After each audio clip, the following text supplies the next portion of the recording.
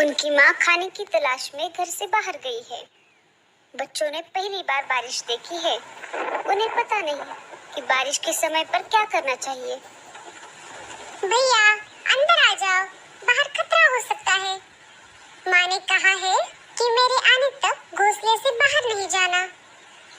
अरे, मैं बाहर झांक कर देख रहा था कि ये आवाज कहाँ से आ रही है। मैंने देखा कि आसमान से बहुत सारा पानी नीचे गिर रहा है। कुछ भी हो भैया, लेकिन तुम माँ के आने तक बाहर मत जाना। टीलू बाकी भाइयों से सबसे बड़ा और समझदार था। उस पर अपने छोटे भाइयों की देखरेख करने की जिम्मेदारी थी। अपनी माँ का इंतजार करने के सिवाय बच्चे कुछ और कर भी नहीं सकते थे। इधर लाडो चिड़िया बारिश से बचने के लिए पेड़ की डाली पर रुकी हुई थी। उसे भी अपने बच्चों की चिंता हो रही थी। मेरे बच्चे ठीक तो होंगे ना? बारिश शुरू होकर भी बहुत समय हो गया है। मुझे जल्द से जल्द अपने बच्चों के पास जाना होगा। वो बहुत डरे हुए होंगे। इधर बारिश रुकने का नाम नहीं ले रही थी।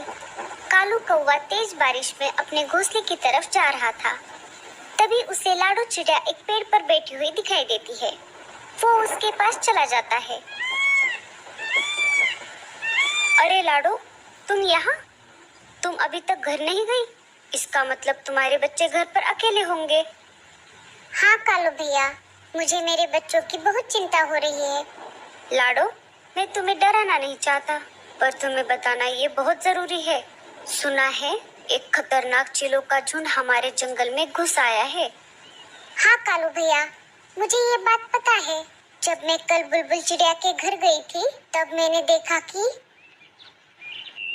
एक चील बुलबुल चिड़िया के बच्चों को खा रहा था। बुलबुल घर पर नहीं थी, फिर भी एक बच्चा जीवित था। मैंने उसे बचाने की ठान ली। तब मैं उस चील के पास चली गई।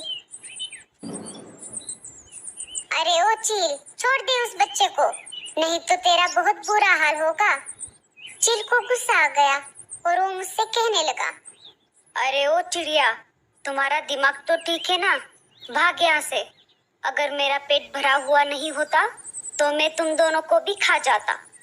पर देख लेना, आगे चलकर तुम मुझे कहीं पर दिखाई दोगी तो मैं तुम्हें नहीं छोड़ूंगा। मैं तुम्हें उसी समय खा जाऊंगा और डकार तक नहीं लूंगा।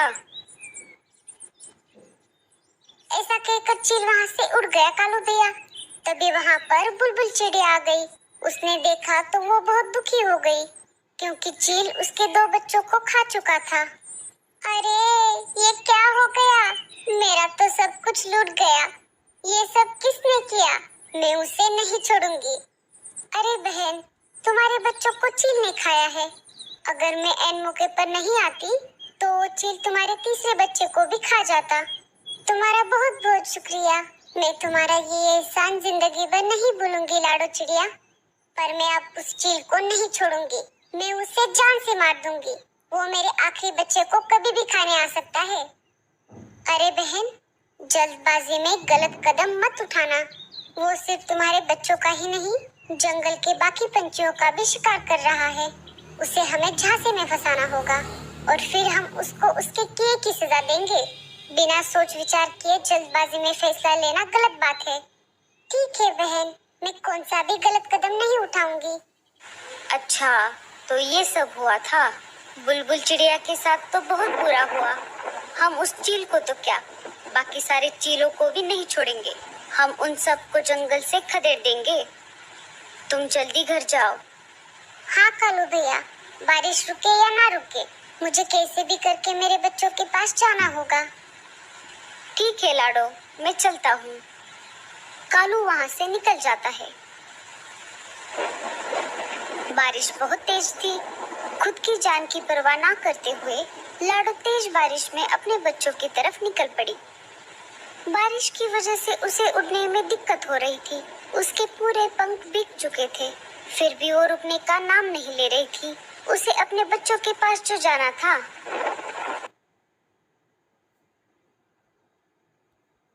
लगे, चल भूरे, जब तक चिड़िया वापस आ जाए उसके पहले इन्हें लेकर चलते हैं। भूरे ने सारे बच्चों को थैली में डाल दिया।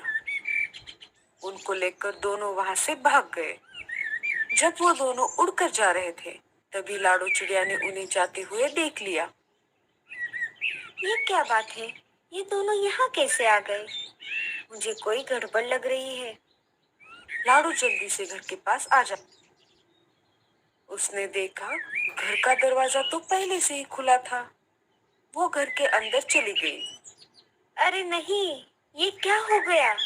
मुझे लगता है ये चीलू और भूरे का ही काम है।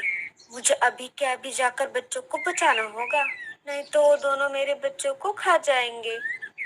लाडो तेज उड़ते हुए दोनों के पीछे निकल पड़ी।